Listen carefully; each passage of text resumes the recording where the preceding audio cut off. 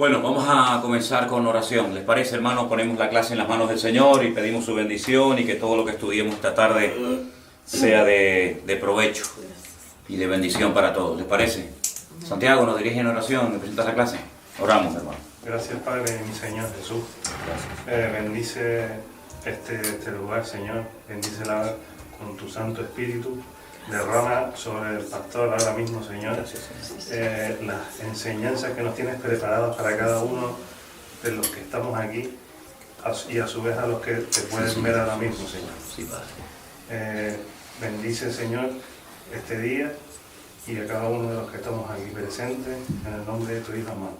Amén. Amén. Amén. Gloria a Dios. Muy bien. Antes de entrar a leer el capítulo 12 del libro del Apocalipsis, hemos puesto ahí en la pizarra los nombres de las 7 iglesias. Yo les mandé un WhatsApp a Evelyn, así que ustedes ya lo tienen ahí. Sí, pastor. Sí, ok. El nombre de las 7 iglesias sería bueno que se los aprendieran por orden, ¿no? Éfeso, Esmirna, Pérgamo, Tiatira, Sardis, Filadelfia y Laodicea.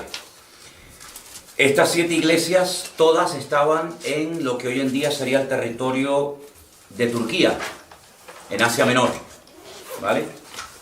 El estudio de cada una de estas iglesias es muy interesante, lo daremos en su momento, ¿vale? Iremos iglesia por iglesia, analizando el problema de cada una de ellas, la solución que el Señor les da, las consecuencias si no dejan su pecado, su desobediencia, su apostasía, la recompensa que el Señor les ofrece a cada una.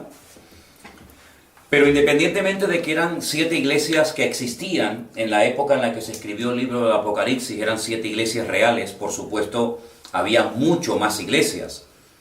De hecho, en el Nuevo Testamento tenemos la iglesia de Corinto, que no se menciona aquí, la iglesia de Tesalónica, la iglesia de Roma, la iglesia de los Colosenses, ¿verdad? Estas 7 iglesias se escogieron con un propósito, ¿vale? Primeramente porque el Señor tenía algo que decirle muy directo a estas congregaciones. Pero alguien ha especulado sobre por qué el Señor escogió solamente a estas 7 iglesias y no escogió a otras o a más. Y algunos comentaristas dicen que estas iglesias pueden representar en cierto sentido la trayectoria de la iglesia a lo largo de la historia. Tendríamos en primer lugar la iglesia apostólica, la iglesia que va desde el año 30 o desde su nacimiento en el día de Pentecostés hasta el año 100 aproximadamente, y curiosamente es la única iglesia, la iglesia de Éfeso, a la que se le hace referencia o se menciona el tema de los apóstoles. Ya después, ese término, apóstoles, ya no se menciona en ninguna otra iglesia. Por eso algunos consideran que representa en cierto sentido a la primera iglesia, la iglesia que nace en Jerusalén, la iglesia primitiva, la iglesia donde estaban con vida los apóstoles, ¿vale? Ya te digo, ya iremos poco a poco estudiando cada una de estas iglesias, pero digamos que la iglesia de Éfeso podría representar esa primera etapa o esa primera iglesia.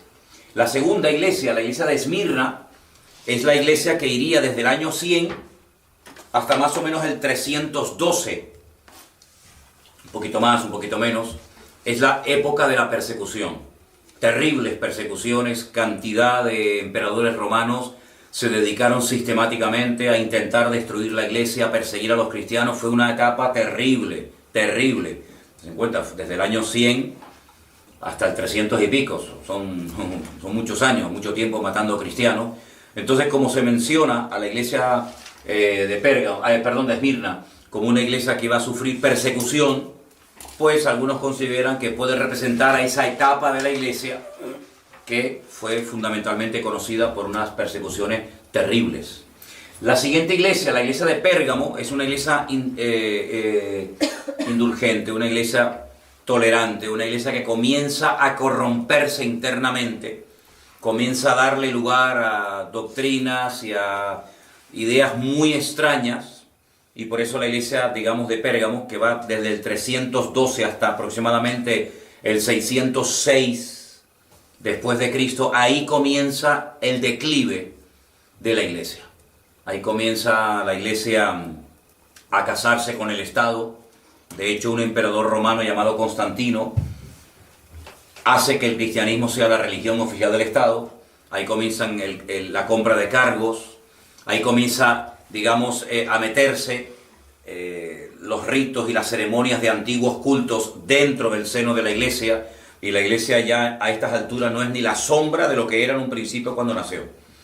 La Iglesia de Tiatira, la etapa de la Iglesia totalmente paganizada, la Iglesia que se ha metido en el mundo totalmente, ya no hay prácticamente ninguna diferencia. Siempre ha habido un remanente, ¿vale? Siempre ha habido cristianos que se han mantenido firmes al Señor, como en la época del profeta Elías, cuando el profeta Elías le dice al Señor: Señor, me siento solo, estoy solo, no me apoya nadie.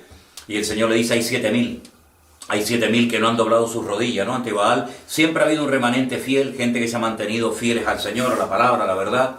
Pero fundamentalmente la característica en esta etapa, y está representada por la iglesia de Tiatira, es la iglesia metida en el paganismo total y absoluto. Les voy a dar en las próximas clases todas las cosas que comenzaron a introducirse en la iglesia, en los diferentes concilios, las costumbres que hasta el día de hoy sigue manteniendo y enseñando la iglesia católica, cosas tremendas, ¿no? Y claro, ya la iglesia entra en una etapa de una iglesia prácticamente muerta. La iglesia de Sardis, que le dice el Señor: tienes nombre de que vives, pero estás muerta, ¿vale?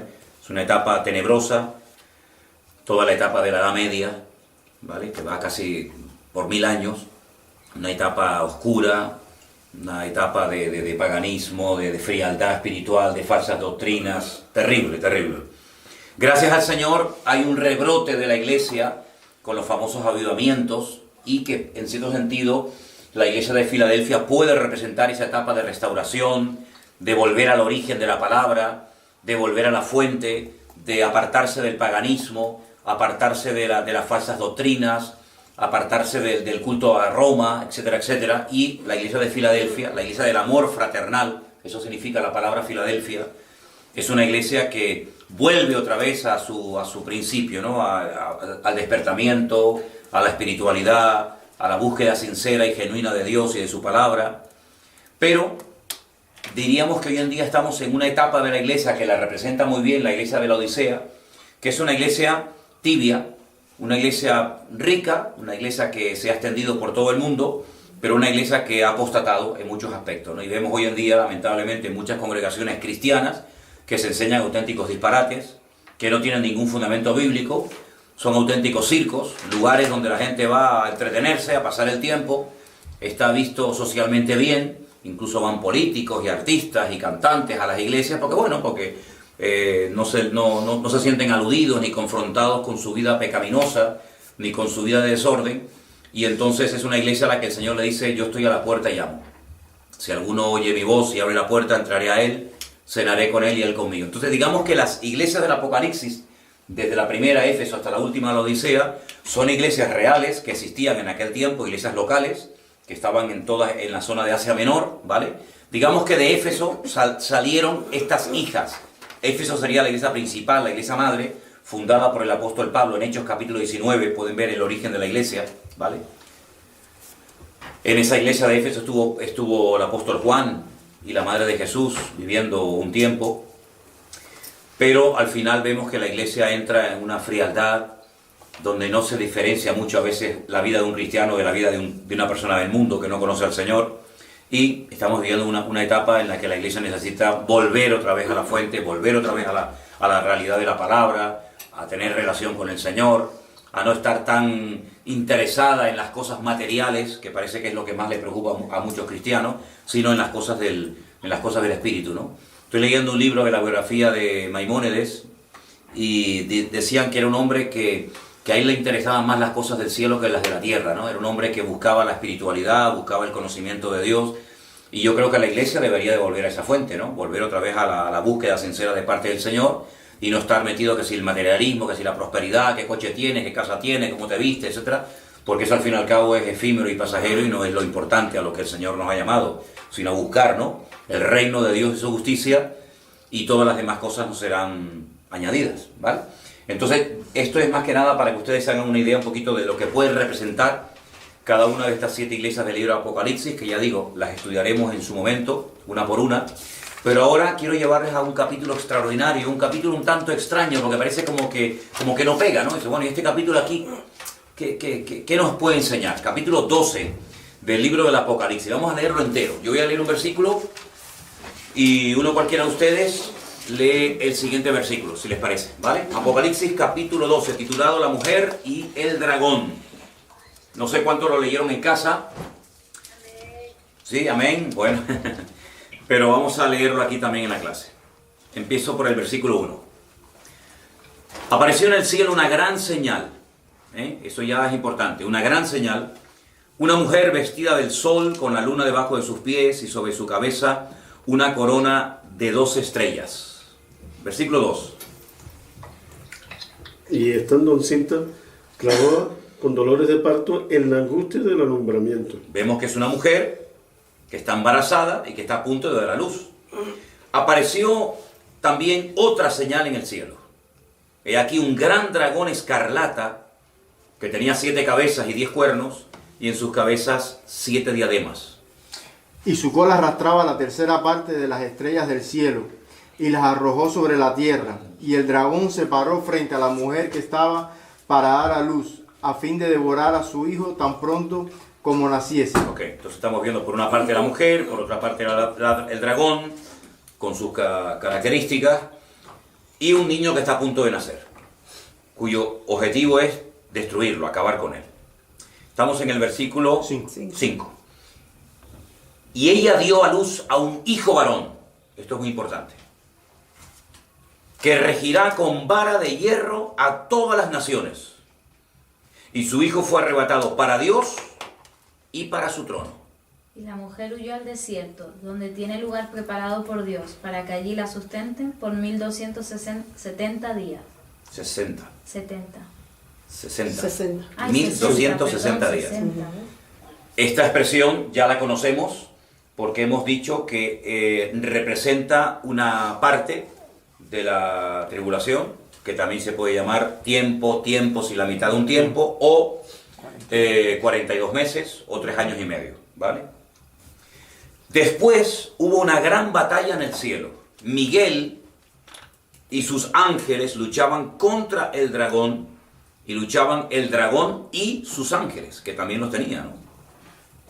El 8. Pero no prevalecieron, ni se halló ya lugar para ellos en el cielo. Y fue lanzado fuera el gran dragón, la serpiente antigua, que se llama Diablo y Satanás, el cual engaña al mundo entero. Fue arrojado a la tierra y sus ángeles fueron arrojados con él. Entonces oí una gran voz en el cielo que decía: ahora ha venido la salvación, el poder y el reino de nuestro Dios y la autoridad de Jesucristo, porque ha sido expulsado el acusador de nuestros hermanos, el que acusaba delante de nuestro Dios día y noche.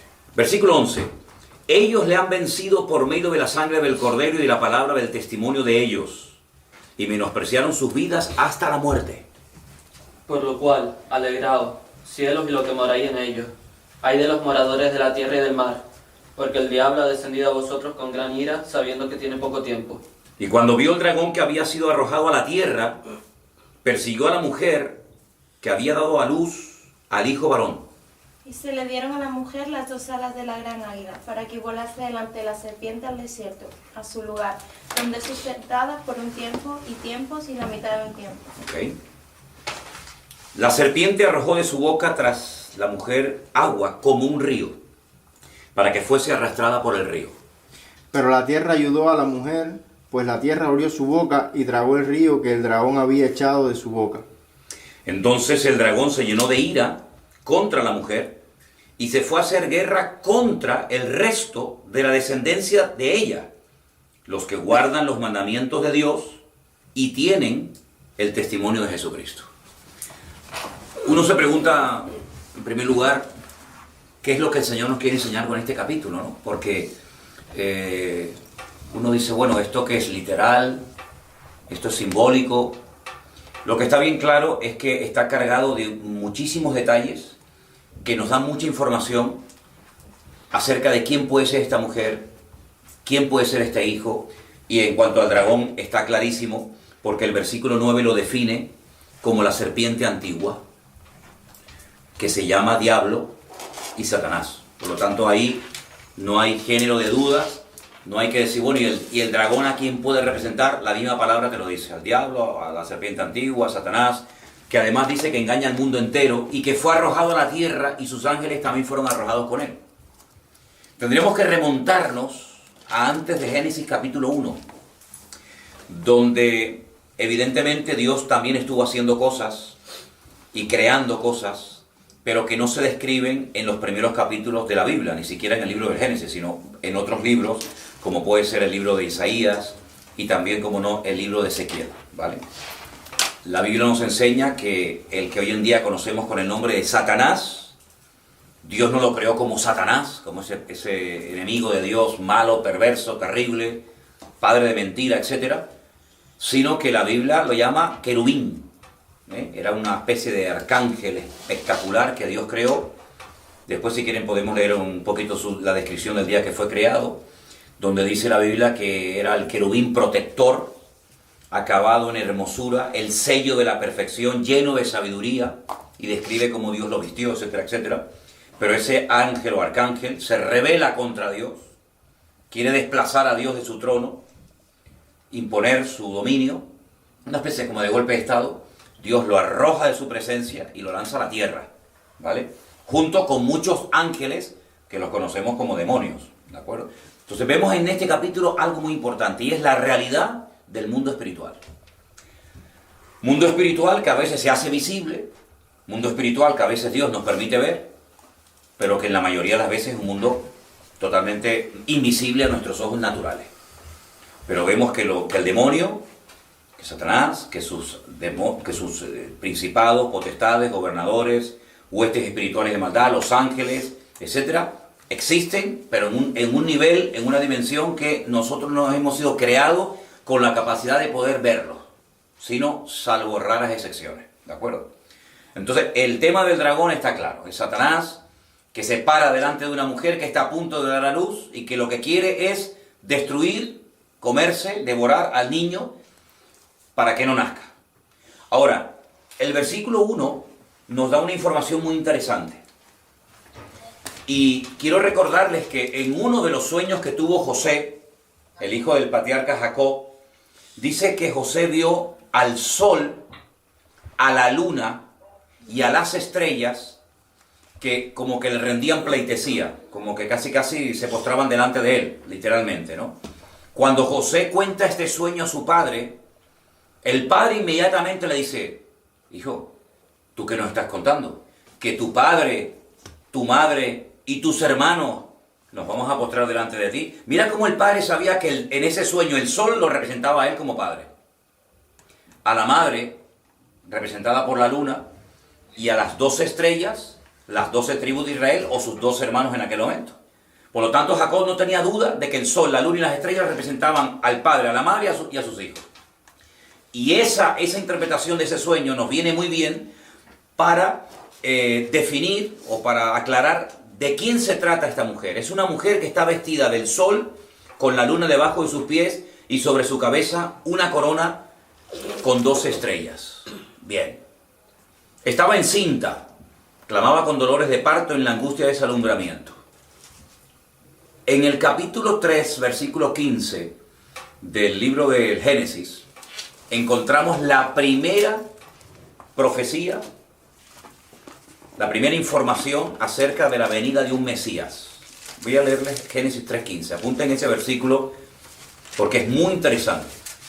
Una vez que el hombre peca, Dios comienza a hablar con la mujer, a hablar con la serpiente, a hablar con el hombre, y comienza a dictar sentencia diciéndoles lo que van a sufrir, lo que van a experimentar a partir de ese día de la caída, de la desobediencia. Y dice aquí: el Señor le dijo a la serpiente: por cuanto esto hiciste, serás maldita entre todas las bestias y entre todos los animales del campo, sobre tu pecho andarás y polvo comerás todos los días de tu vida. Y dice: pondré enemistad entre ti y la mujer, entre tu simiente y la simiente suya.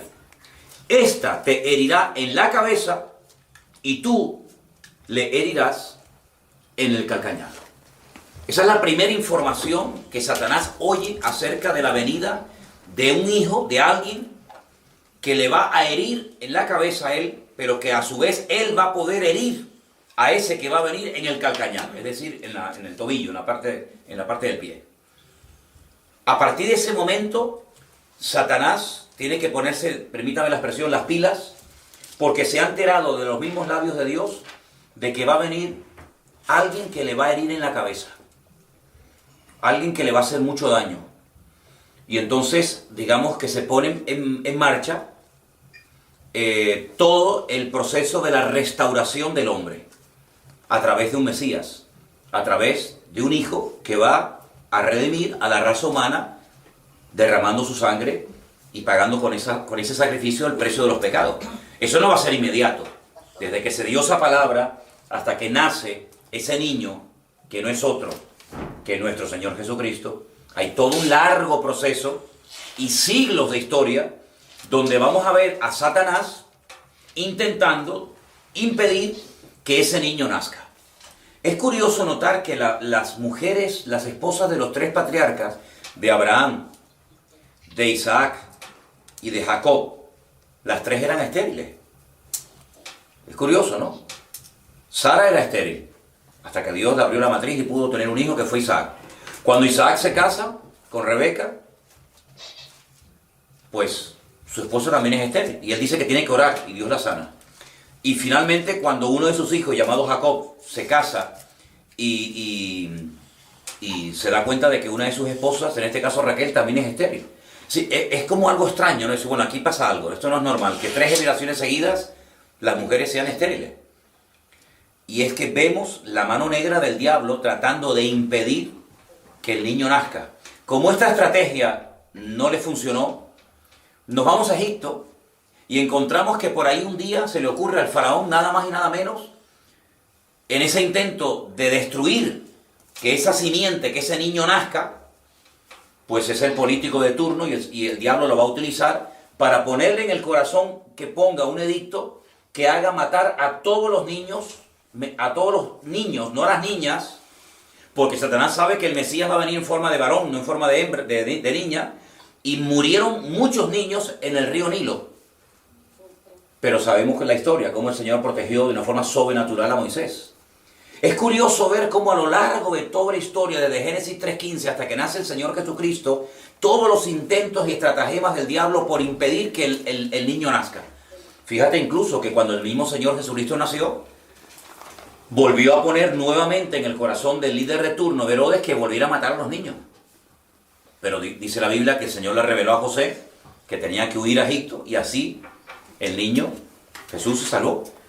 Entonces vemos que este es un capítulo que nos describe el intento de Satanás por impedir que este niño, que dice algo muy interesante en el versículo 5, este niño reinará o gobernará con vara de hierro a todas las naciones, y su hijo fue arrebatado para Dios y para su trono. Este niño es nada más y nada menos que el Señor Jesucristo.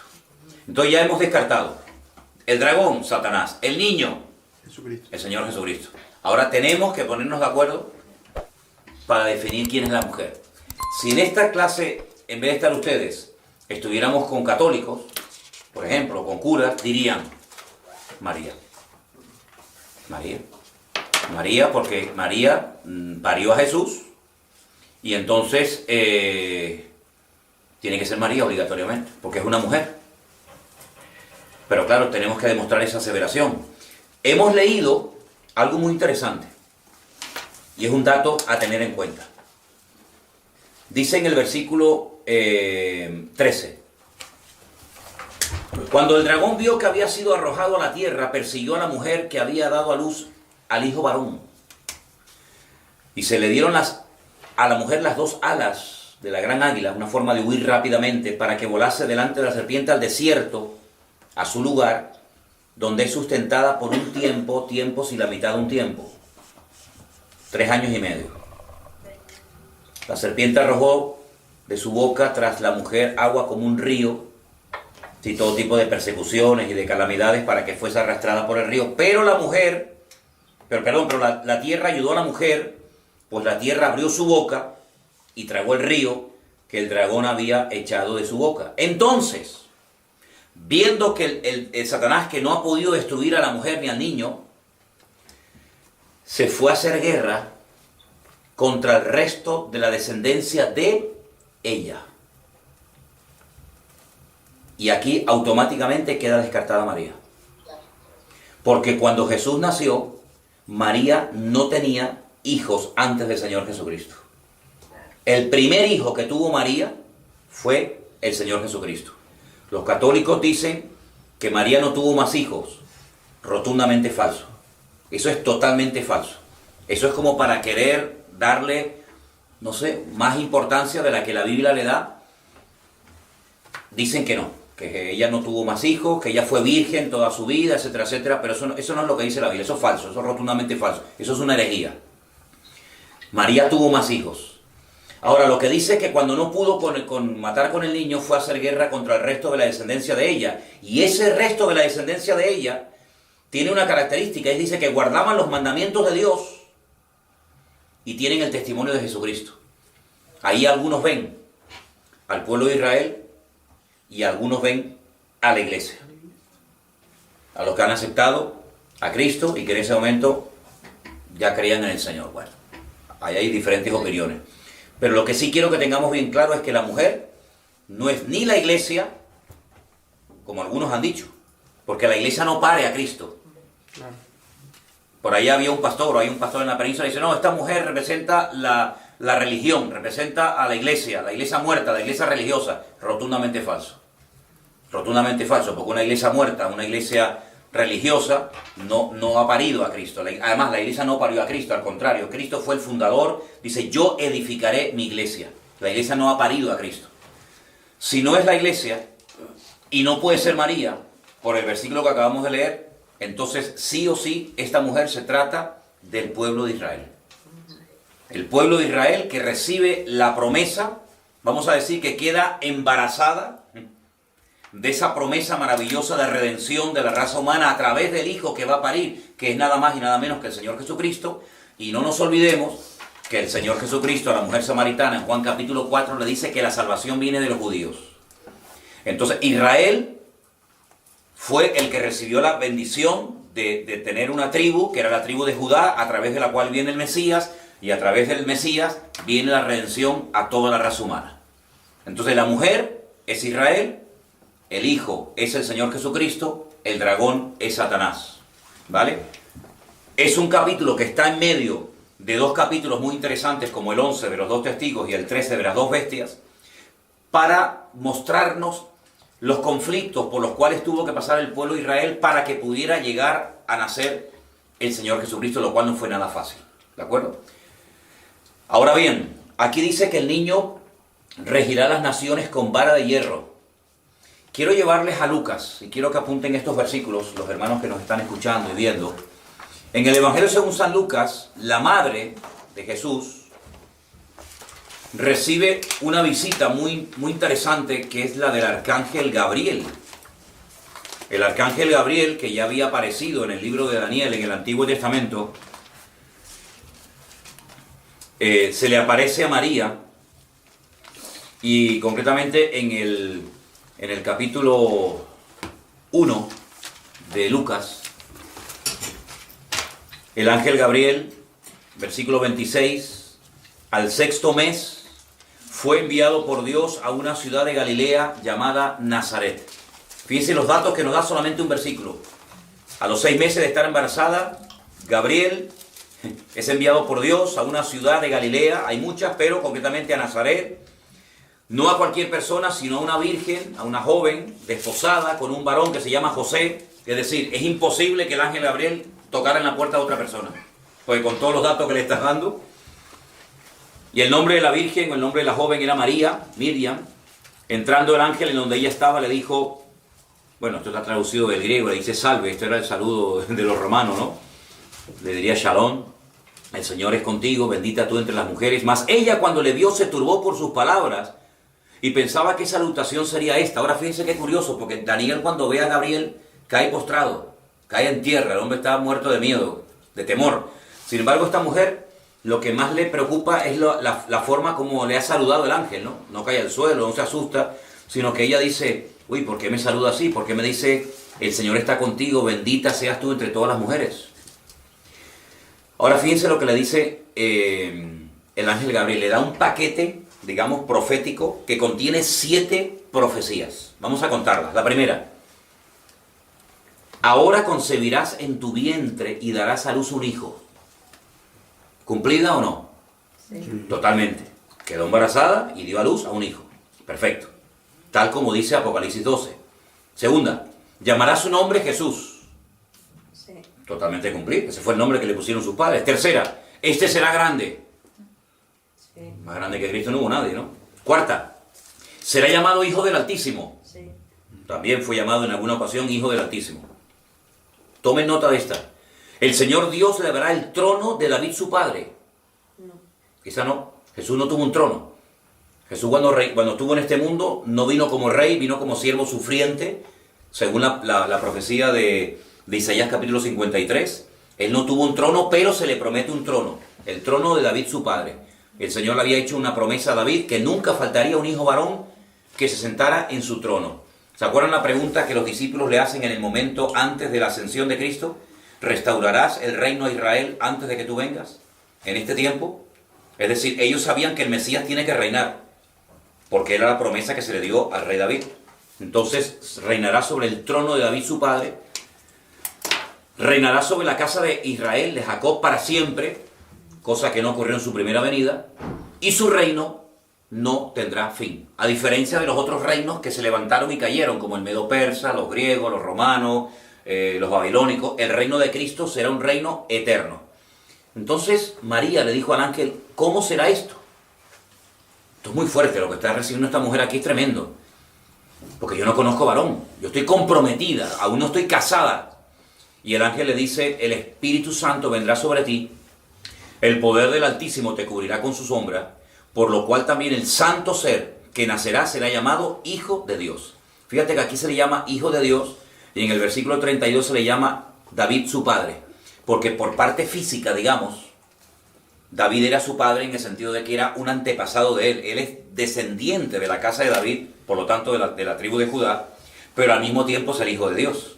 ¿Ven? Son las dos naturalezas, la humana y la divina, que se juntan en el Señor Jesucristo. Y entonces le da un dato muy interesante, le dice, tu pariente Elizabeth, que es la madre, o fue la madre de Juan el Bautista, ha concebido hijo en su vejez, y este es el 6º mes para ella, la que llamaban estéril, porque nada hay imposible para Dios. Y terminó con el 38. Entonces María dijo, he aquí la sierva del Señor, hágase conmigo conforme a tu palabra. Es decir, de las profecías que recibe aquí esta mujer, hay algunas que se han cumplido en su primera venida y otras que están por cumplirse en su segunda venida. Cuando hablemos del milenio, vamos a ver cómo Cristo reinará en la era milenaria y se cumplirán las profecías que no se han cumplido en su primera venida, que encontramos aquí en Lucas capítulo 1. ¿De acuerdo? Entonces, para volver otra vez al capítulo 12 del Apocalipsis, vemos que parte del capítulo se ha cumplido y parte del capítulo no se ha cumplido. Ahora, hay una parte muy interesante, porque dice que la mujer, si la mujer es Israel, y está claro que es Israel, dice que la mujer huye al desierto por tiempos y la mitad de un tiempo, dice, para huir de las persecuciones, para huir del diablo, del dragón. Si Israel no solamente ha sido perseguida en el pasado antes de que naciera el Mesías, sino que en los últimos tiempos volverá a ser perseguida, pero en esta ocasión dice que huye al desierto. Y allí es sustentada por 3 años y medio. Sí, hay una parte de la tribulación donde Israel huye al desierto y allí dice que es sustentada. Y allí ocurre algo muy interesante porque dice que allí comienza a ser sustentada, a ser cuidada durante 3 años y medio y allí brotan aguas. Y probablemente esté haciendo referencia al desierto del Negev, donde de vez en cuando, milagrosamente, sin que todavía nadie se lo explique, el desierto se abre y comienzan a salir borbotones de agua y se convierten en ríos tremendamente caudalosos, en medio del desierto. Entonces parece como que Israel durante una etapa de la tribulación, tiempos y la mitad de un tiempo, que es lo mismo que decir 3 años y medio, huye a una parte del desierto donde milagrosamente es protegida de la ira del dragón. Entonces estos son datos a tener en cuenta, porque no cabe la menor duda de que hay una parte que se ha cumplido, pero hay una parte que todavía queda por cumplir. ¿Sí? Israel ha sido perseguido siempre, antes, durante y después, hasta que por fin venga el Señor y reine sobre la casa de Israel para siempre y su reino nunca más volverá a tener fin.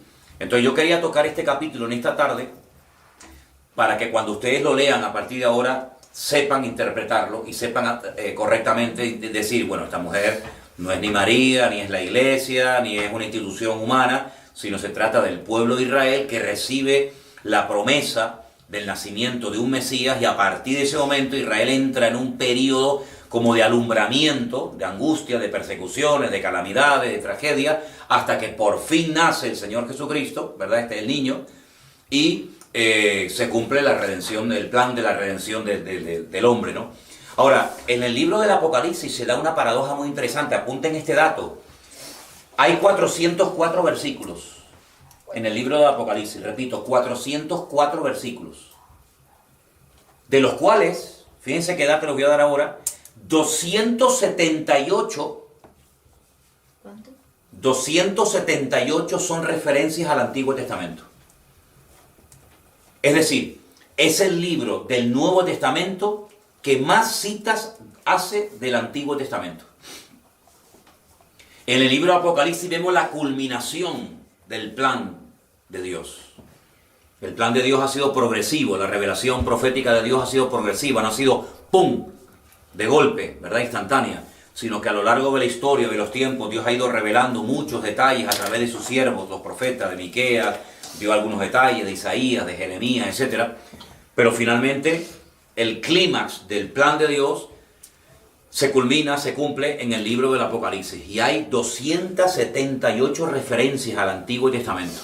¿Por qué? Porque fundamentalmente este libro, cuando se escribió, fue escrito para dar información, y mayoritariamente las congregaciones estaban compuestas por membresía de origen judío, de etnia o de raza judía, ¿verdad?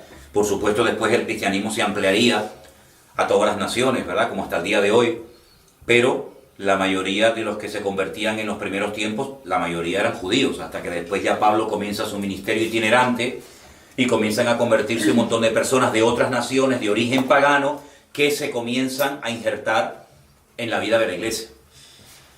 Vamos a encontrar expresiones como judíos, gentiles, inconversos, ¿verdad?, en la Biblia, y hay que saber definir estos grupos de quién se trata, ¿vale? Dios tiene un solo pueblo que está formado por todas las naciones, tribus y lenguas de todas partes del mundo. Evidentemente Dios no te va a pedir el pasaporte cuando llegues al cielo, el ser judío, pues si tú no aceptas a Cristo, dice todos pereceréis igualmente, ¿sí? Es decir, el judío también necesita aceptar y reconocer a Cristo, al Mesías, porque es el camino, es la verdad y es la vida, y nadie va al Padre sino solamente a través de Cristo, ¿vale? Es el medio de salvación, no hay otro mediador, no hay otro intercesor entre Dios y los hombres más que Jesucristo, no hay otro nombre bajo el cielo dado a los hombres a través de que se pueda ser uno salvado más que a través de Cristo, ¿verdad? Pero no cabe la menor duda de que cuando uno viene a Cristo viene con su identidad nacional. Es uno es dominicano, otro es cubano, el otro es argentino, el otro es judío. Entonces dice Pablo, ¿y qué ventaja entonces tiene el judío sobre el griego? Cuando se habla del griego se refiere a todo al mundo gentil. No va a decir, bueno, el judío, el español, el árabe, no, sino dice judíos y griegos. Y ahí en el concepto griego entran todos los gentiles, digamos, ¿no? Dice, ¿qué ventaja tiene? Dice, pues tiene muchas. El judío tiene muchas ventajas. Primero, porque la mayoría de ellos han sido criados de su más tierna infancia en la palabra. Y la mayoría de la gente que no han sido criados en la palabra, pues han sido criados, sabe Dios, en el ateísmo, en el materialismo, o sabe Dios qué cosa rara. El judío fue el portador de la palabra. El judío estudia la Biblia como una asignatura más en la escuela. ¿Por qué? Porque la historia del pueblo de Israel está ligada sí o sí, creas o no, a la historia de la Biblia. Dice, bueno, ¿ustedes de dónde vienen? Bueno, nuestro padre Abraham se casó con Sara, tuvo Isaac tuvo a Jacob tuvo las 12 tribus de Israel. Entonces la historia bíblica es la historia del pueblo de Israel. La historia nuestra, pues si el Cid Campeador, que si Simón Bolívar, que si fulanito, que si menganito, pero la historia del pueblo de Israel está totalmente ligada a la historia de la Biblia.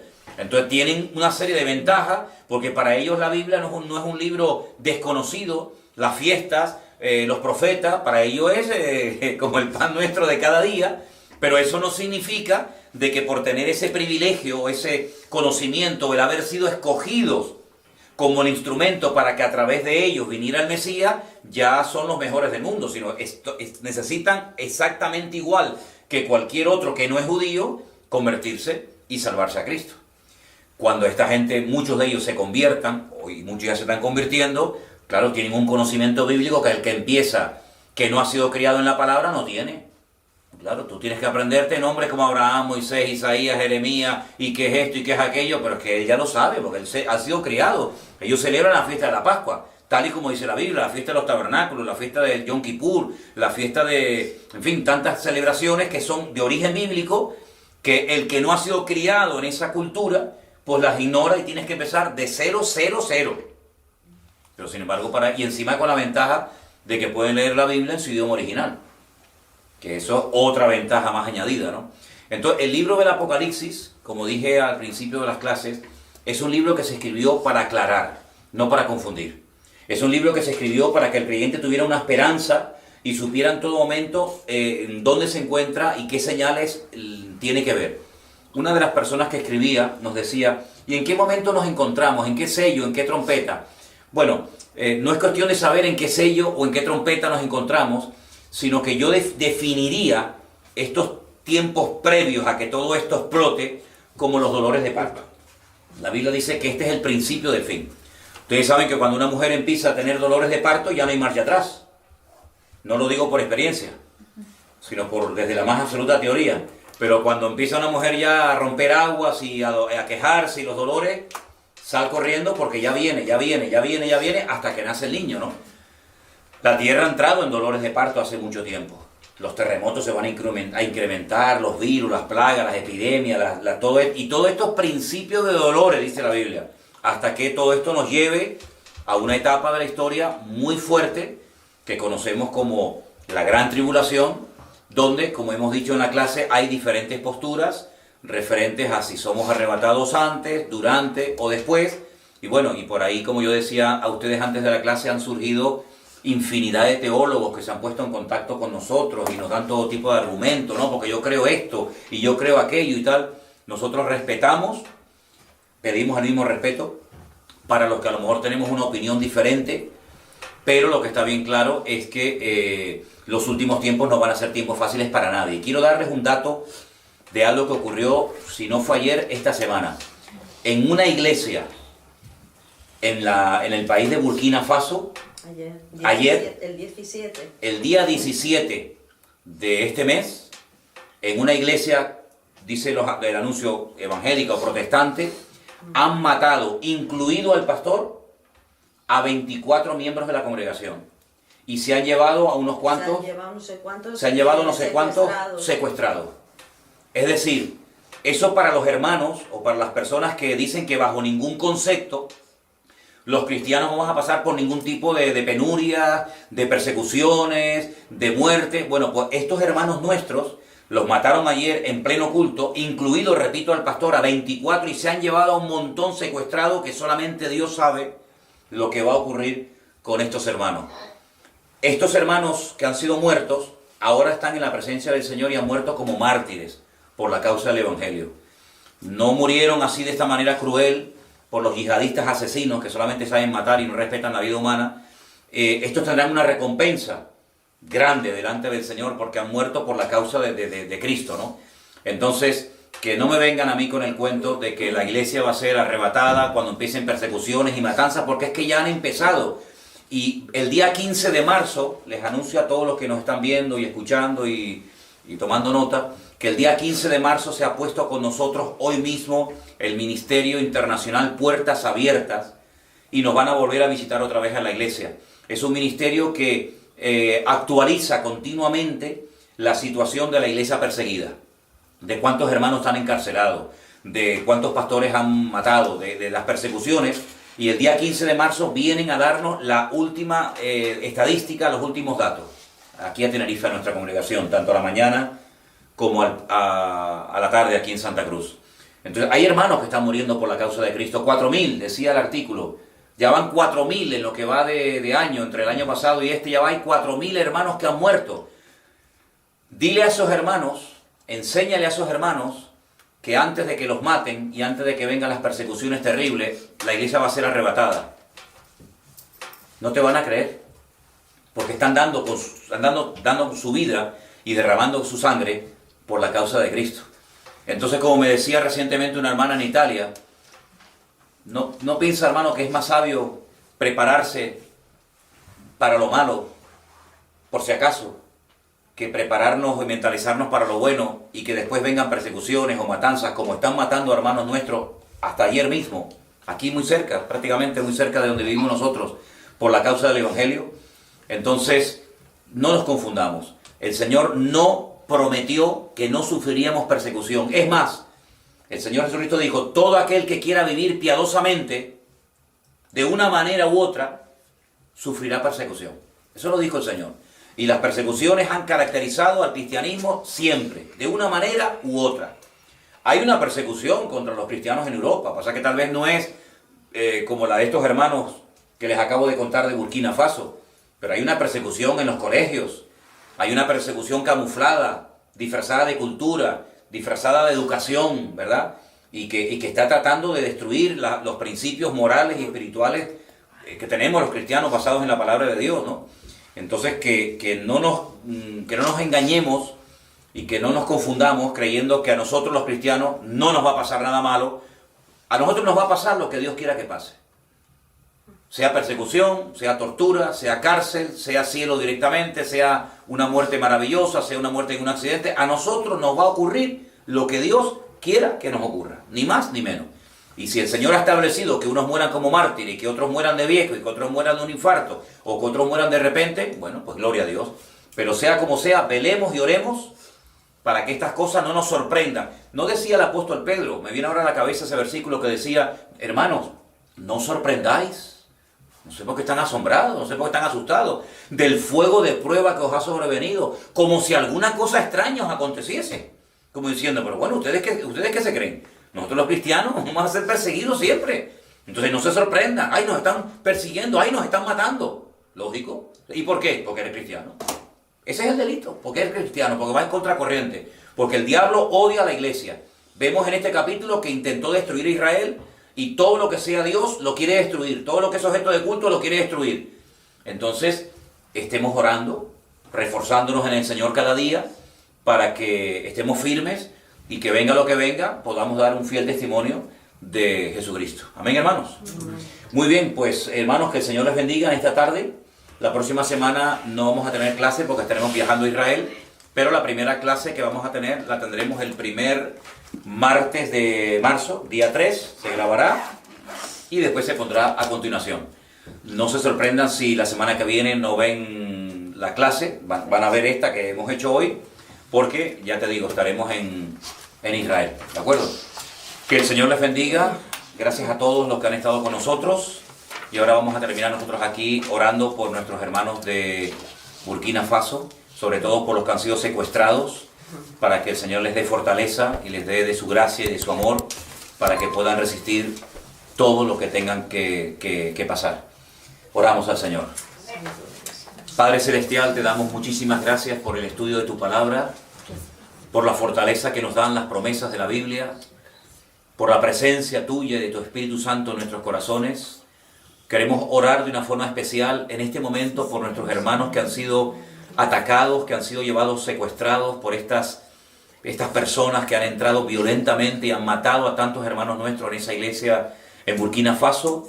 Te pido, Señor, que cuides a nuestros hermanos, que les des una fortaleza sobrenatural, que les ayude, Señor, en momentos de humillaciones o de vejaciones o de cualquier cosa, que pronto sean puestos en libertad. Y que si tú has permitido que sean secuestrados y algunos de ellos que mueran por tu causa, que no nieguen tu fe y que sean fuertes hasta el último momento, fieles hasta la muerte, y tú les darás la corona de vida.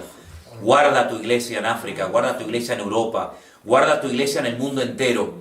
Y que velemos y oremos, Señor, porque los tiempos finales serán tiempos difíciles, tiempos peligrosos, pero tu fortaleza será mayor y nos agarramos a ti, a tu palabra, sabiendo que tú nunca nos vas a abandonar, sino que tu palabra siempre estará a nuestro lado y tu consuelo, tu aliento, tu ánimo siempre estará en nuestros corazones. Pedimos la bendición para esta clase, para los que la van a ver, los que la van a compartir con otras personas que viven lejos.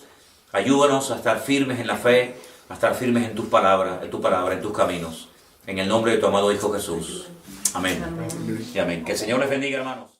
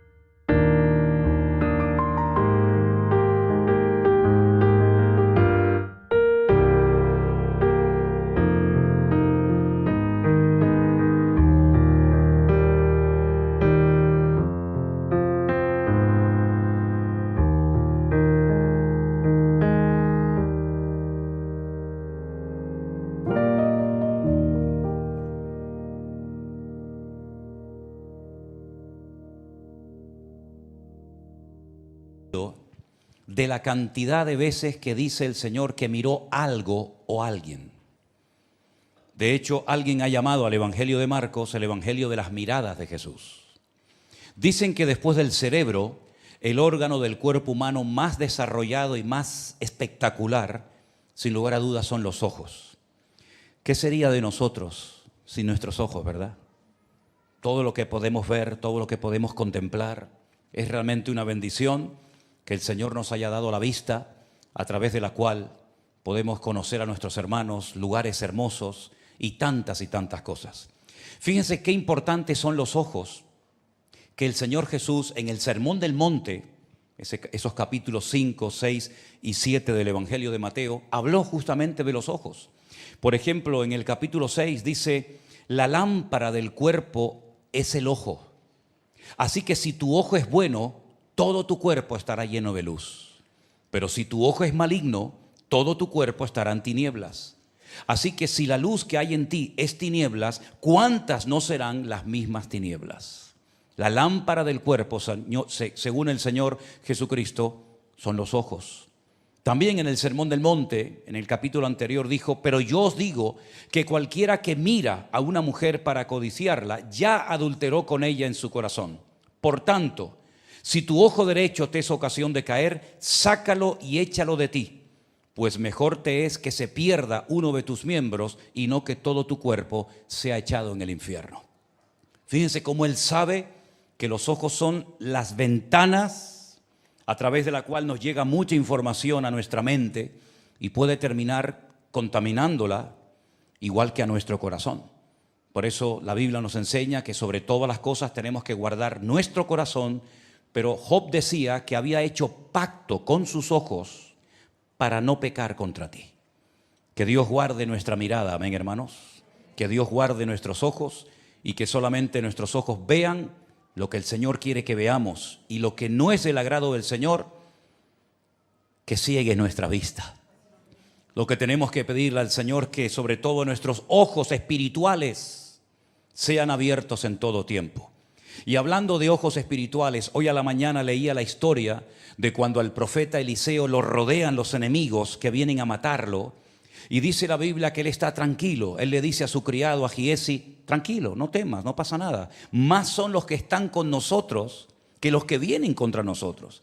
Y entonces Eliseo hace esta oración en Segunda de Reyes capítulo 6. Oró Eliseo y dijo: te ruego, oh Señor, que abra sus ojos para que vea. Entonces el Señor le abrió los ojos al criado y miró. Y he aquí que el monte estaba lleno de gente de a caballo y de carros de fuego alrededor de Eliseo. Y luego que los sirios descendieron a él, Eliseo oró al Señor y le dijo: te ruego que ahora hieras con ceguera a esta gente. Y los hirió con ceguera conforme a la petición del profeta Eliseo.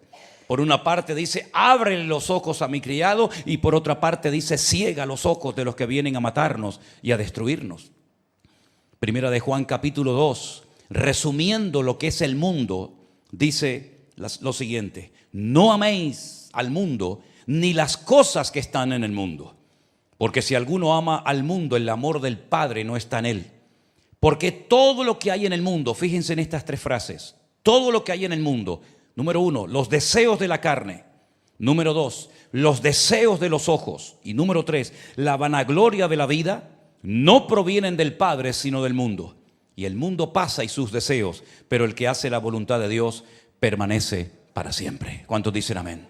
Es interesante notar que Eva, antes de pecar, miró. Dice que ella estaba mirando al árbol que el Señor había dicho: no comáis de él. Y dice que mientras miraba, codició y finalmente pecó. Es decir, que la tentación a Eva le entró por los ojos. Ella estaba en el lugar equivocado, mirando lo que no tenía que mirar y al mismo tiempo dándole lugar a la codicia. El diablo la atrapó, la tentó, ella codició lo que veía y finalmente todos conocemos el resto de la historia.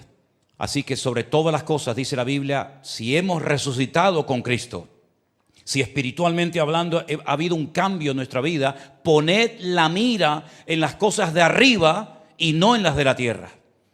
Poned los ojos en el autor y consumador de la fe, es decir, en nuestro Señor Jesucristo. Amén, hermanos. Ahora bien, es interesante notar que el Señor Jesucristo era muy observador, tremendamente observador. Y he elaborado una pequeña lista de cosas o de personas que al Señor le llamaron la atención a la hora de mirarlas. Empecemos por el capítulo que en esta tarde se leía desde este mismo púlpito. La Biblia dice que él está en la casa de Simón Pedro.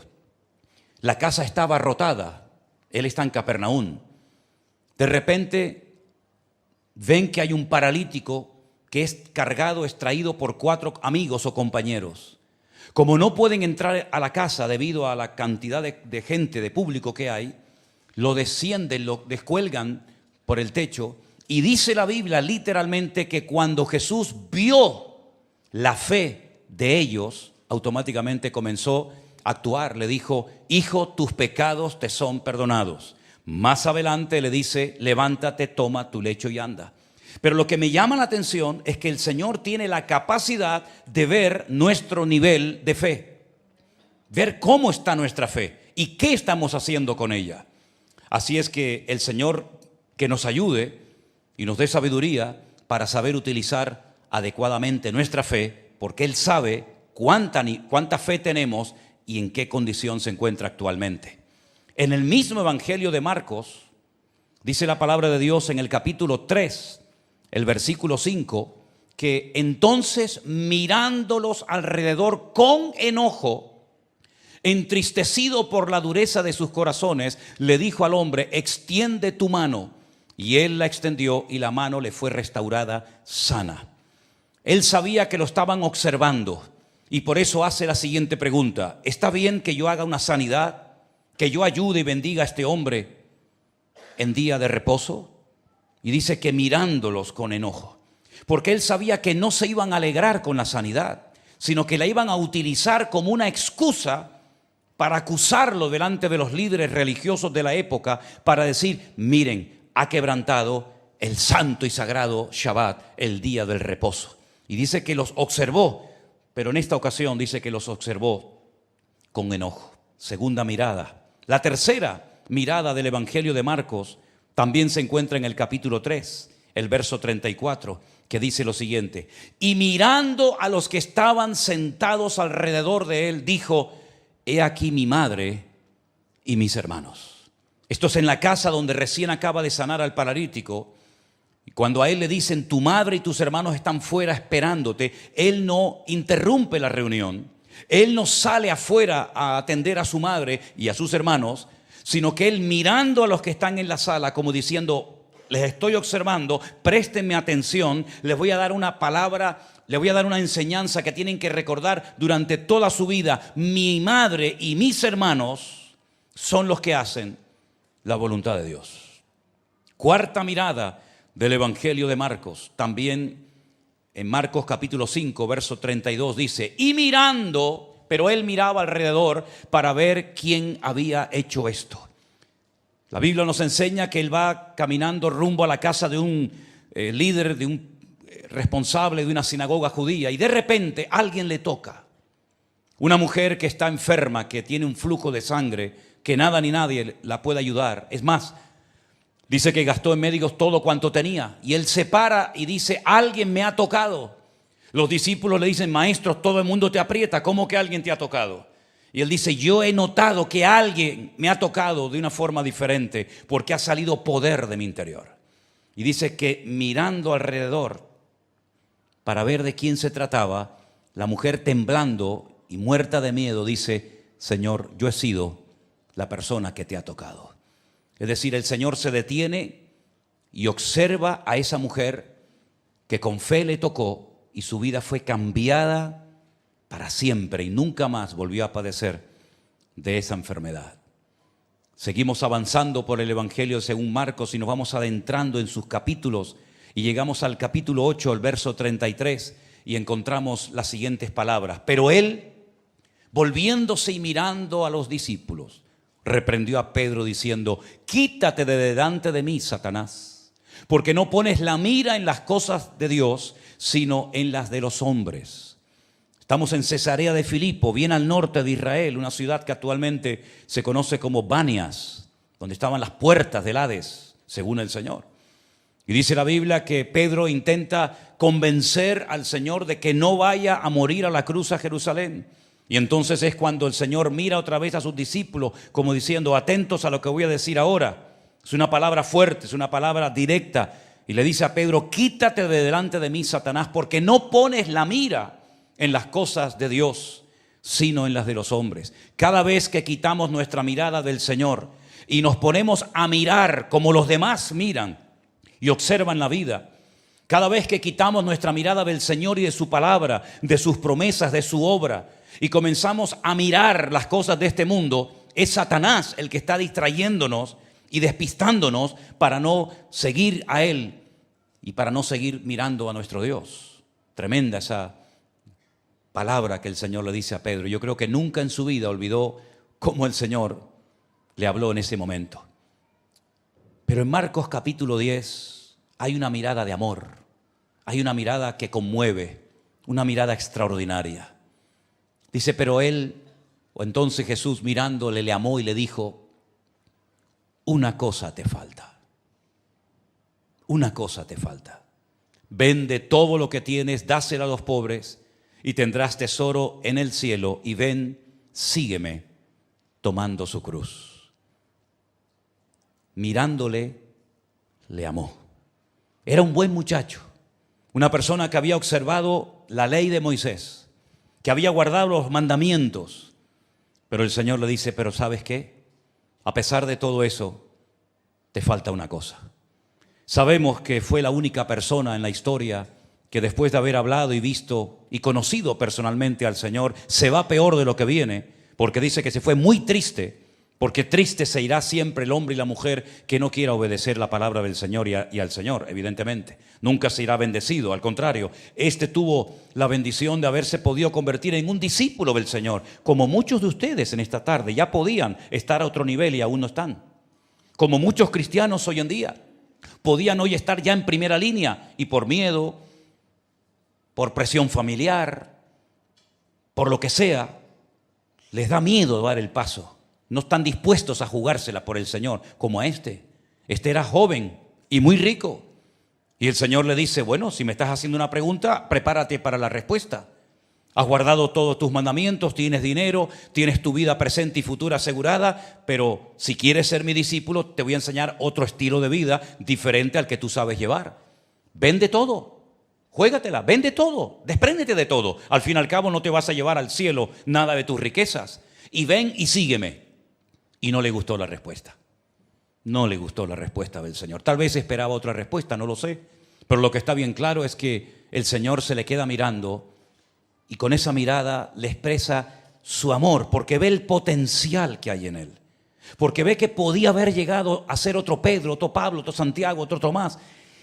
Pero lamentablemente el miedo a perderlo todo se apoderó de él y no fue capaz de alimentar su fe y de responder al llamado del Señor. Pero el Señor lo mira no con enojo, como hemos visto anteriormente, sino que lo mira con amor, como diciendo, qué lástima, ¿no? Lo que podía haber llegado a ser este muchacho, y ahí te quedas, amigo.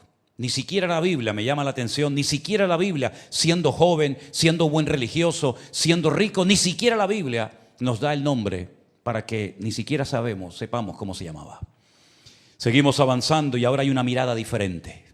En Marcos, el capítulo 12, el verso 15 dice, mas él, percibiendo, otra versión dice, mirando, observando la hipocresía de ellos, les dijo, ¿por qué me tentáis? Traedme la moneda para que la vea. Ante la pregunta, ¿es lícito dar tributo, pagar impuestos a los que nos están oprimiendo? ¿Sí o no? Si decía, es lícito dar tributo al César, se pone en contra a todos los judíos. Si dice que no es correcto darle tributo a los romanos, se pone a todos los romanos en contra. Entonces él, con una respuesta tremendamente sabia, rompió la presión diciendo, dad al César lo que es de César y a Dios lo que es de Dios. Pero la pregunta no era porque querían en el fondo aprender. No, esa no era la actitud. Él ve que detrás de esa pregunta hay hipocresía. Y el Señor, como vimos antes, ve la fe, pero también ve la hipocresía de nuestros corazones. Ambas cosas no les son ocultas a los ojos de nuestro Dios. Pero miren qué bonito este texto de Marcos 12:34, que dice lo siguiente. Entonces Jesús, viendo que había respondido sabiamente, le dijo, no estás lejos del reino de Dios. Y ya ninguno se atrevía a preguntarle nada. No estás lejos del reino de Dios. Observó, vio, escuchó una sabia respuesta por parte de esta persona que le acaba de dar una respuesta sabia, correcta al Señor. Pero a pesar de que has respondido correctamente, todavía no estás dentro del reino. Estás cerca, tal vez más cerca que otros, pero no estás dentro. De nada sirve estar cerca de las cosas del Señor si no estás involucrado y metido en las cosas del Señor. De nada sirve ver la tierra prometida y no poder entrar a ella, conquistarla y a disfrutar de ella. En esta ocasión la expresión me llama mucho la atención. Estás cerca, estás cerca, pero todavía no estás dentro del reino de Dios, aunque la respuesta fue correcta. Es decir, la teoría la has aprobado con un 10, la práctica de momento la tienes suspendida hasta septiembre, que tienes que recuperarla. Seguimos avanzando y nos vamos a otro evangelio, ahora al de Lucas, otro hombre tremendamente observador, que fíjense lo que se da cuenta que está mirando el Señor. Levantando los ojos, vio a los ricos que echaban sus ofrendas en el arca de las ofrendas. Fíjense, vio a los ricos. Pero gracias al Señor en el versículo 2 que dice que también vio a una viuda muy pobre que echaba allí 2 blancas, todo lo que tenía. Es interesante notar cómo empieza el capítulo diciéndonos que él observaba cómo los ricos daban aquellas enormes y generosas aparentemente ofrendas, pero también observó a la viuda. En otras palabras, delante de la presencia del Señor, nada pasa desapercibido. ¿Cuántos dicen amén? Hay un versículo que dice que los ojos del Señor, no es que sea algo literal, los ojos del Señor recorren toda la tierra y Él está siempre pendiente y atento a las oraciones de los justos, de sus hijos. En otras palabras, el Señor lo ve todo, el Señor lo conoce todo y no se le pasa nada, absolutamente nada, desapercibido ante los ojos del Señor. ¿Se acuerdan ustedes cuando vino aquel al Señor? Aparentemente nunca se habían visto, no se conocían, y sin embargo el Señor dice públicamente, si quieren saberlo, este hombre, Natanael, este es un verdadero israelita. Y Natanael se queda sorprendido y le dice, Señor, no nos hemos visto nunca, no me conoces de nada. Y el Señor le dijo, yo te vi cuando estabas debajo de la higuera. En otras palabras, te escondas donde te escondas, estés donde estés, no pasa desapercibida tu vida ante los ojos del Señor. Y más si eres un hijo suyo. Él te cuidará, Él te prosperará y Él estará contigo todos los días hasta el fin del mundo. Amén, hermanos. Qué bonito que el Señor vio a la viuda, una viuda muy, muy pobre, y habló de ella y dijo, esta ha dado más que todos estos ricos, porque estos ricos dan de lo que les sobra, pero esta dio todo cuanto tenía. Qué bendición tremenda, ¿verdad? En el Evangelio de Mateo me llama la atención esta mirada del Señor. Y dice así, Jesús recorría todas las ciudades y aldeas enseñando en las sinagogas de ellos y predicando el Evangelio del reino, sanando toda enfermedad y toda dolencia en el pueblo. Y dice el versículo siguiente, y al ver las multitudes, tuvo compasión de ellas, porque estaban desamparadas y dispersas como ovejas que no tienen pastor. Una mirada de compasión, una mirada en la que se da cuenta de que hay multitudes que le siguen, pero son pobrecitos como ovejas que no tienen pastor. Nadie las atiende, nadie las cuida, nadie suple sus necesidades, ni sana sus dolencias y enfermedades, pero el Señor ve las multitudes. Y el Señor sigue viendo las multitudes de este mundo perdido. El Señor sigue viendo multitudes de gente perdida, descarriada, vacía, triste, que no sabe ni lo que hacer con su vida. Las sigue observando, las sigue amando y nos dice a nosotros, id y predicarles el Evangelio a ellos para que sean salvos. Amén, hermanos. Hay una mirada que tuvo que ser espectacular. Yo no sé cuántos de ustedes vieron la película Ben-Hur, pero hay una escena en la que se ve como un choque, un encuentro de miradas, ¿verdad? Que es muy impactante esa escena donde ese centurión que le llama la atención a una persona se queda mirando, ¿verdad? Y años más tarde se lo vuelve a encontrar. Esta mirada que vamos a ver ahora, que se encuentra en Lucas capítulo 22, tuvo que ser espectacular, porque el efecto que produjo esa mirada fue tremendo. Miren o presten atención a este texto. Prendiéndole, estamos hablando de la última noche, cuando el Señor es llevado de Getsemaní a la casa de Caifás, para ser interrogado y después lo llevan a la fortaleza de la Antonia, donde vivía Poncio Pilato. En fin, toda esa historia que ustedes conocen. Dice, prendiéndole le llevaron y le condujeron a la casa del sumo sacerdote. Y Pedro le seguía de lejos. Grave error, seguir a Jesús de lejos. Dice, y habiendo ellos encendido fuego en medio del patio, se sentaron alrededor. Y Pedro se sentó también entre ellos. Pero una criada, al verle sentado al fuego, se fijó en él y dijo, también este estaba con él. Lo descubrió. Pero él lo negó diciendo, mujer, no le conozco. Un poco después, viéndole otro, dijo, tú también eres de ellos. Y Pedro dijo, hombre, no lo soy. Como una hora después, otro afirmaba diciendo, verdaderamente también este estaba con él, porque es Galileo. Y Pedro dijo, hombre, no sé lo que dices. Y enseguida, mientras él todavía hablaba, el gallo cantó. ¿Cómo me hubiera gustado conocer a ese gallo? Tremendo, ¿eh? Entonces, vuelto el Señor, escuchen bien esto es impresionante esta escena. Vuelto el Señor, miró a Pedro. Y Pedro se acordó de la palabra del Señor que le había dicho, antes que el gallo cante, me negarás 3 veces. Y Pedro saliendo fuera lloró amargamente. Qué tremendo, ¿no? Simplemente fue necesario que el Señor mirara a Pedro y automáticamente Pedro recordó todo lo que el Señor le había dicho un rato atrás.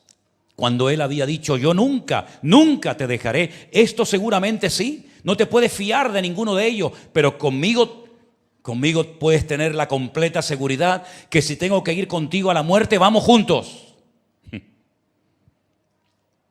Y sin embargo fue el que le negó. Ya se lo había profetizado el Señor. Ya le había dado una palabra el Señor. Pero parece que él no le dio la importancia que tenía que haberle dado. Comienza a seguir al Señor, pero de lejos. Cuando él era una de las personas que más de cerca siempre estuvo del Maestro. Incluso llegó a oír y a ver cosas que otros discípulos ni vieron ni oyeron. Pero ahora le sigue, pero de lejos. Y en esa distancia que hay entre él y el Señor, las fuerzas se diluyen.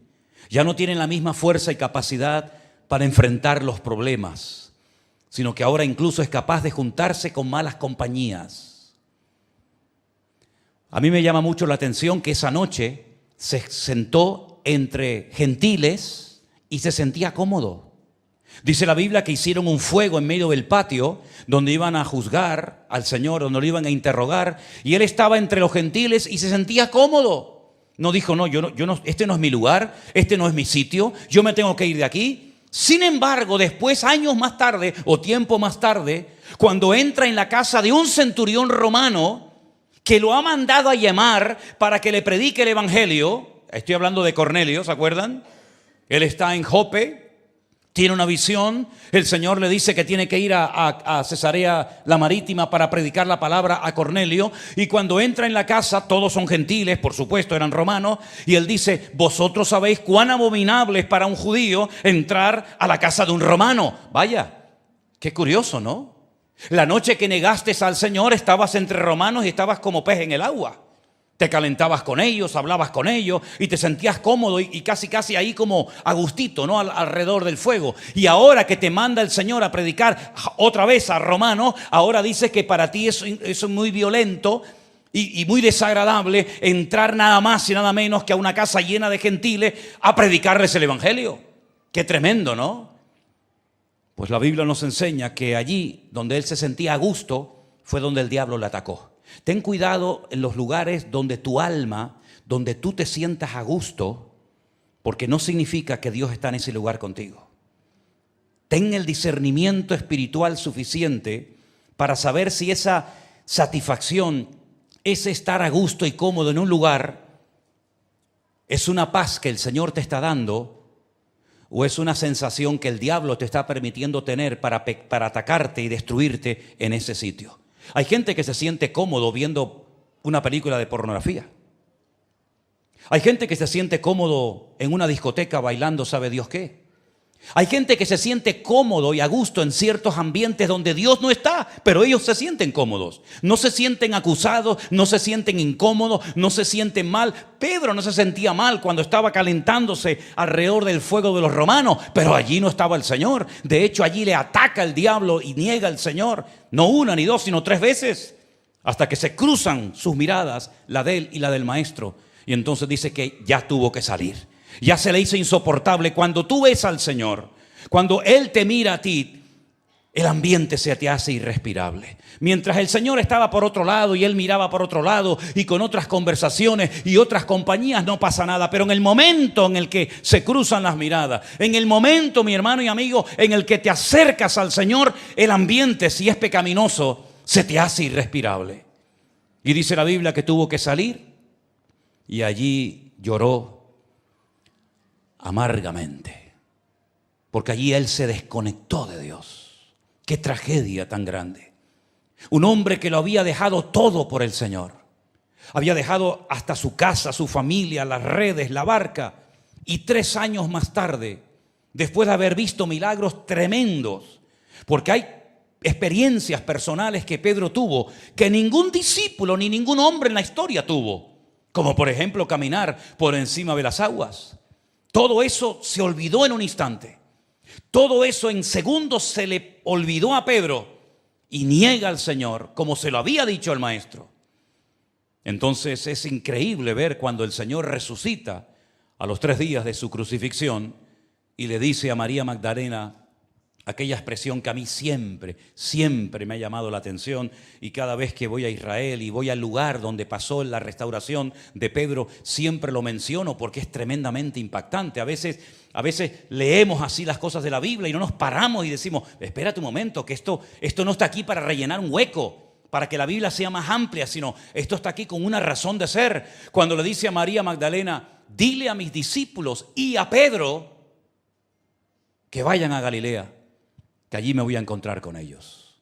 Podía haberle dicho, dile a mis discípulos que suban a Galilea. A Pedro no, porque si Pedro me dijo que no me conoce, si Pedro dijo que no quiere saber nada de mí, ¿para qué va a subir a Galilea? ¿Para qué?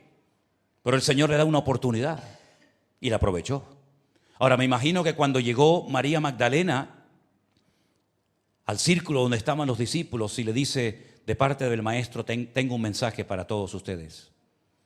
El Señor dice que tenéis que subir a Galilea. Y Pedro estaba allí en un rinconcito con el alma rota, hecha pedazos por lo que había sucedido unos días atrás. Pedro, y me dijo el Señor que también subas tú. Claro, es una mezcla de sensaciones, porque por un lado, qué bueno que el Señor me haya llamado, pero por otra parte, ¿qué me va a decir? ¿No? No sé si es mejor que me llame o que no me llame, porque Él sabe lo que pasó. Nuestras miradas se cruzaron aquella noche. Y si Él le dice, dile a mis discípulos que suban, y dice a Pedro, Él está haciendo una diferencia entre los discípulos y yo. Y seguramente lo que le va a decir a los discípulos es completamente diferente a lo que me va a decir a mí. Así que habrá subido a Galilea muerto de miedo, ¿no? Diciendo, ¿qué me espera? ¿Qué me va a decir el Señor? Bueno, él se va a Galilea, dice la Biblia, que está pescando y de repente el Señor se aparece por allí y los vuelve a mirar, los vuelve a observar. Pero ahora los mira, y es una opinión personal, como con esa tristeza de decir, no habéis entendido nada, ¿sabes? No han entendido nada. Yo les llamé a ustedes, les enseñé una vida nueva, vieron milagros, señales, prodigios, escucharon mensajes que ya le hubiera gustado a David, a Moisés, a Abraham, a los profetas del Antiguo Testamento ver y escuchar, y ahora los veo otra vez en lo mismo, la misma barca, la misma red, el mismo lago. ¿Qué hacen ahí? ¿Qué están haciendo ahí? Perdiendo el tiempo. Yo muchas veces me he preguntado, con lo que Dios ha hecho en tu vida, con los milagros que ha hecho en tu vida, que algunos están vivos por la gracia y la misericordia de Dios, ¿qué haces otra vez ahí? ¿Qué haces otra vez enredándote en lo que tenías que haber dejado? Si el Señor te dio vida, ¿para qué? ¿Para volver otra vez a enredarte en las cosas de este mundo? ¿O te dio vida para qué? Y el Señor les lanza aquella pregunta, viendo la tristeza, viendo el cansancio de los discípulos. ¿Habéis pescado algo? Bueno, menos mal que en ese momento se atrevieron a ser honestos, ¿no? Y no fingieron, no dijeron, sí, Perfecto, hemos tenido una pesca maravillosa. Menos mal que fueron honestos y dijeron, nada. No hemos pescado nada. Lo hemos intentado durante toda la noche, pero hemos fracasado. Y a veces en la vida uno tiene que reconocer que ha metido la pata, que has fracasado, que te has equivocado. He hecho algo, pero no me ha salido bien. ¿Por qué? Porque Dios no estaba en ese proyecto. Y entonces le dice el Señor, bueno, echar la red a la mano derecha. Gracias al Señor que obedecieron. Parece que estaban ya tan derrotados que dijeron, bueno, total, una vez más, pum, y la echaron. Y dice la Biblia que la red por poco se les rompe. Y es entonces cuando tienen ahora que llamar a los compañeros, porque ahora tienen algo que compartir. Cuando la bendición de Dios está sobre tu vida, tú tienes para compartir con los demás. Cuando tú estás trabajando solo, sin el favor, sin el respaldo del Señor, tú no tienes nada para compartir a nadie, no tienes ni para ti. Pero cuando el Señor les bendice y les llena la barca con una pesca inmensa, entonces mira cómo tienen que pedir ayuda. Mira cómo tienen que ser solidarios y generosos. ¿Por qué? Porque si el Señor me ha dado abundancia, es para compartir esa abundancia. Lo que no puedo compartir es lo que no tengo. Pero cuando tengo, no dijeron, no llamen a nadie, no llamen a nadie.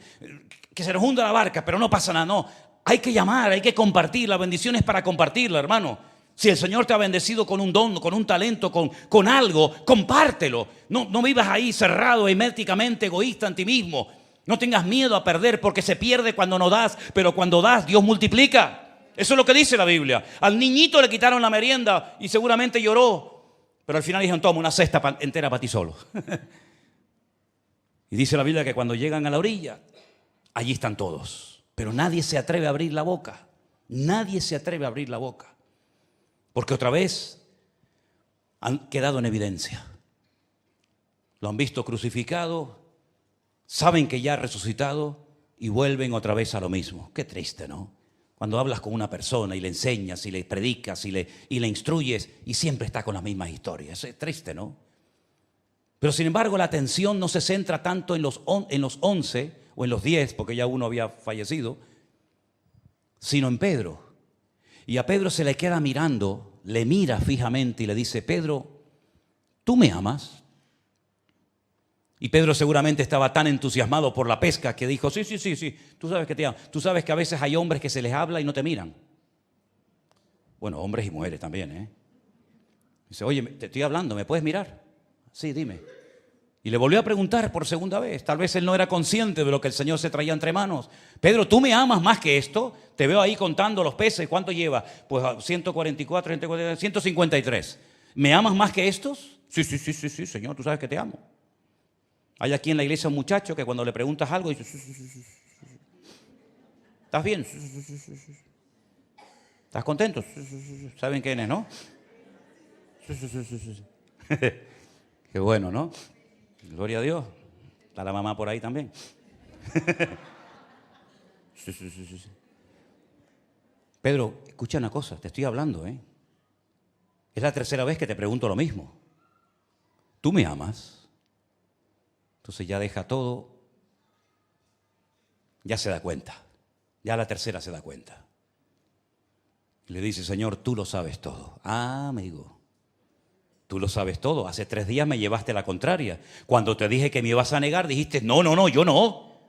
¿Qué le estás diciendo al Señor? No, te estás equivocando, yo no te voy a negar. Ahora admites, ahora por fin reconoces que lo sé todo.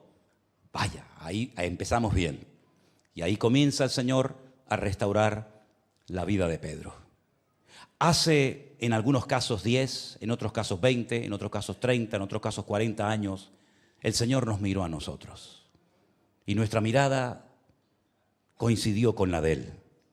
Y ese día nuestra vida cambió completamente. Porque el Señor Jesucristo nos transformó, nos derritió y llegamos a la conclusión de que separados de Él ya no merecía la pena vivir. Llegamos a la conclusión de que sin Cristo nuestra vida no vale nada. Llegamos a la conclusión de que el Señor nos dio la vida y nos liberó a los que tenía que liberarnos, de lo que tenía que liberarnos, no para que volviéramos otra vez a mancharnos con el polvo del camino de este mundo, sino involucrarnos en el reino de Dios, buscándole a Él, y con defectos, con fallos, con errores, que por supuesto los tenemos, seguimos avanzando porque los ojos del Señor se encontraron con los nuestros y Él transformó nuestro lamento en baile. Yo me acuerdo, y lo he dicho en muchas ocasiones, que hace años cuando los padres nos miraban, nos decían todo con simplemente una mirada, ¿verdad? La mirada de tu padre cuando estaba enfadado, la entendías, ¿verdad que sí? ¿La entendías? La mirada de los amados, de los que se aman, de los que están enamorados como tortolitos. ¿No ves cuando se miran que es como si tuvieran chispitas en los ojos? Que hace así, y le brillan los ojitos, ¿verdad? La mirada de una persona triste, enferma, a punto de morir. La mirada de un preso. La mirada de un niño hambriento.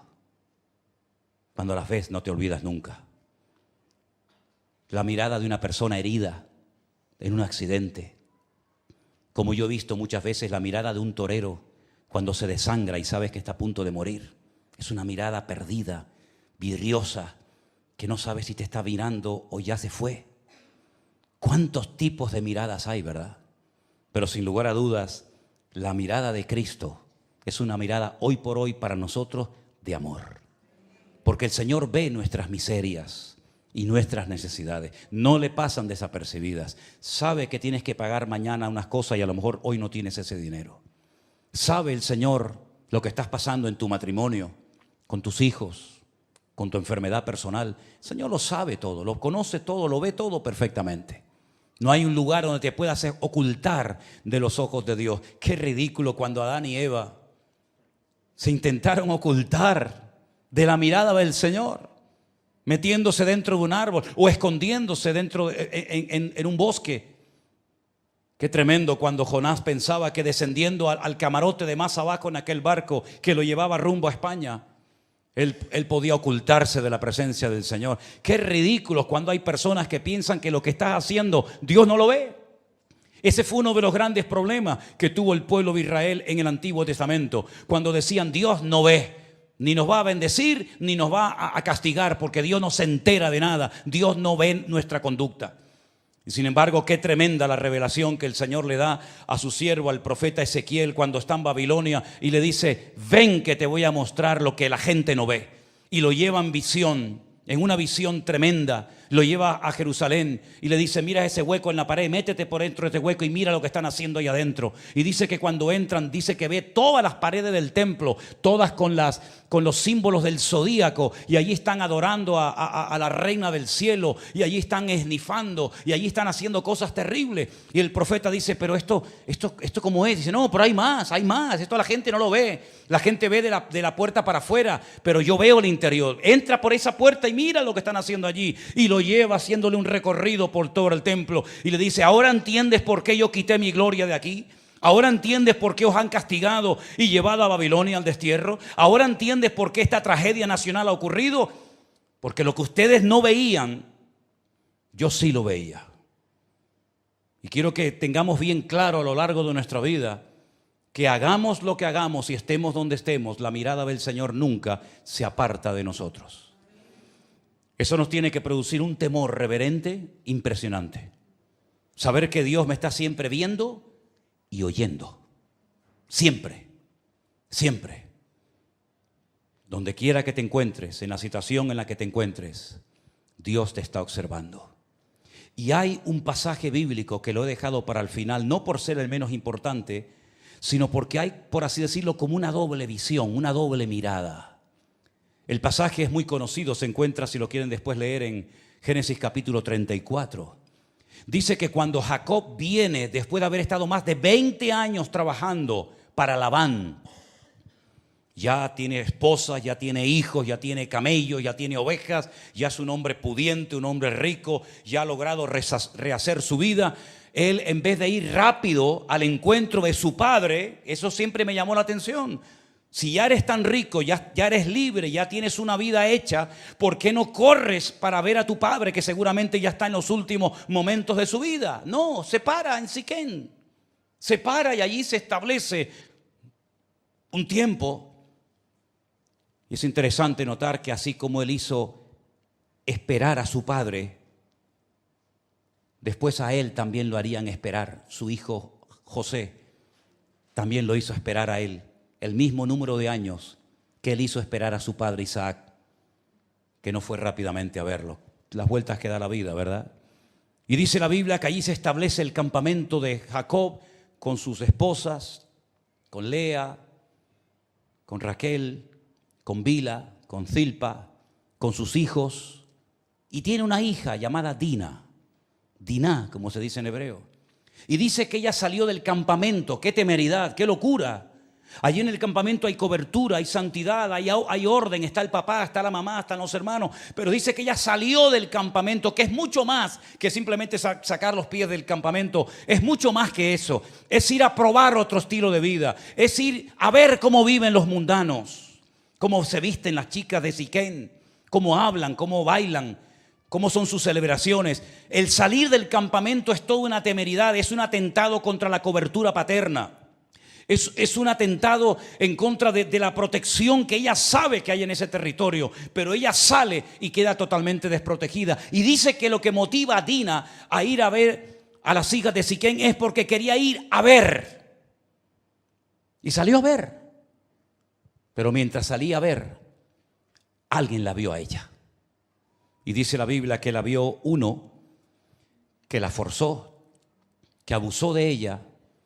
Y esa niña virgen y linda que sale del campamento de su padre viene humillada y en unas condiciones terribles. Y todos conocemos la historia. ¿Salir a ver qué? ¿Qué quieres ir a ver? ¿Lo que tienes en Cristo no te llega? ¿No es suficiente con la paz, con el gozo, con la salvación tan grande que Dios te ha dado, que necesitas ir a ver lo que hacen los demás? ¿Crees que los de afuera tienen más paz y más victoria y más gozo que tú como creyentes? Son ellos los que tendrían que venir aquí a verte a ti y no tú ir ahí a verlos a ellos. ¿A ver qué? Su desorden, su promiscuidad, sus malas palabras. ¿Eso es lo que quieres ir a ver? ¿Eso es lo que quiso ir a ver Dina? Pues te salió el tiro por la culata, amiga. Porque por ir a ver te vieron. Por ir a descubrir un mundo te descubrieron a ti y te robaron lo más hermoso que tenías en ese momento y nunca más lo volviste a recuperar. Así que, queridos hermanos, que Dios guarde nuestros ojos y nuestra curiosidad que sea descubrir más cosas del Señor y no cosas fuera del Señor. Porque fuera del Señor todo es mentira y vanidad. Solamente en Cristo mi alma tiene plena satisfacción, paz, gozo y libertad. ¿Cuántos dicen amén? Cierra tus ojos en esta tarde. Ahí donde estás. Aleluya. Que el Señor sane nuestros ojos. Que el Señor nos dé una mirada espiritual, profunda. Que seamos capaces con nuestros ojos espirituales discernir los tiempos en los que estamos viviendo. ¿Se acuerdan cuando el Señor le dijo a sus discípulos: ¿cuánto tiempo falta para la siega, amados míos? Y le dijeron: 4 meses todavía faltan, Señor, para que llegue el tiempo de la siega. Y él dijo: alzad vuestros ojos y mirad, porque yo ya veo blancos los campos para la siega. Lo que para ustedes todavía está lejano, yo lo veo cercano. 4 meses dicen ustedes que falta para la siega y yo ya veo los campos listos, preparados y dispuestos para la siega. Lo que pasa es que vuestra visión es una visión corta, carnal, limitada, finita. Y los ojos que tenemos que tener son los ojos de Dios para ver las circunstancias y saber interpretarlas adecuadamente y darnos cuenta de los tiempos difíciles y peligrosos en los cuales estamos viviendo, mis queridos hermanos. No quites su mirada del Maestro en ningún momento, porque como quites la mirada del Señor, te hundes en las tormentas, en los huracanes, en los vendavales de la vida. Ponga su mirada solamente en el Señor, no en el pastor, no en los hermanos.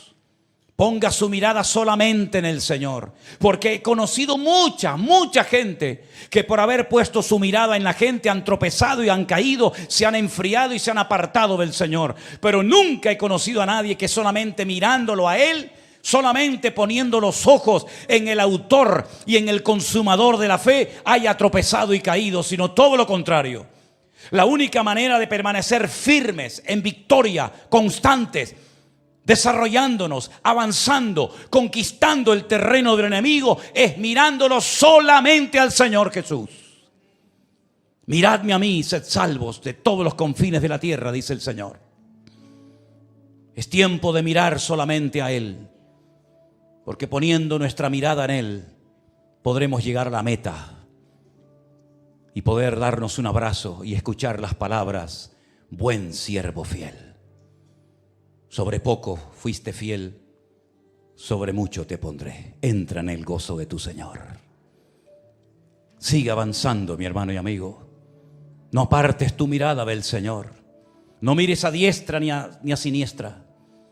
Míralo solamente a Él y sigue caminando en el nombre bendito de Jesús. Aleluya. Oremos. Padre, te damos gracias por esta reunión, Señor, por este servicio, por este tiempo tan bien aprovechado, Señor, donde nos vamos con nuevas fuerzas, con un nuevo ánimo, con un nuevo toque de tu Santo Espíritu. Gracias, Padre, por haber venido a la orilla de nuestra vida y por habernos mirado a los ojos y por habernos dicho nuestro nombre. Gracias, Padre, en el nombre de Jesús, por mirarnos, por elegirnos, por escogernos como un instrumento para que la extensión de tu reino sea evidente.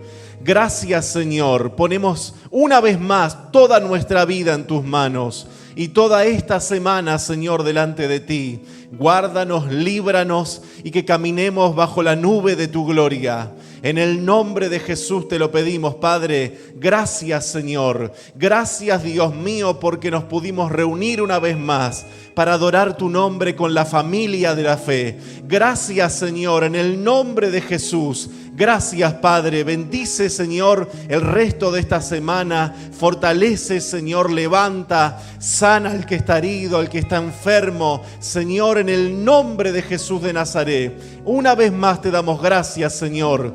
Gracias, Padre, por ser nuestra roca eterna. En el nombre de Jesús. Amén y amén. Dios les continúe bendiciendo, hermanos.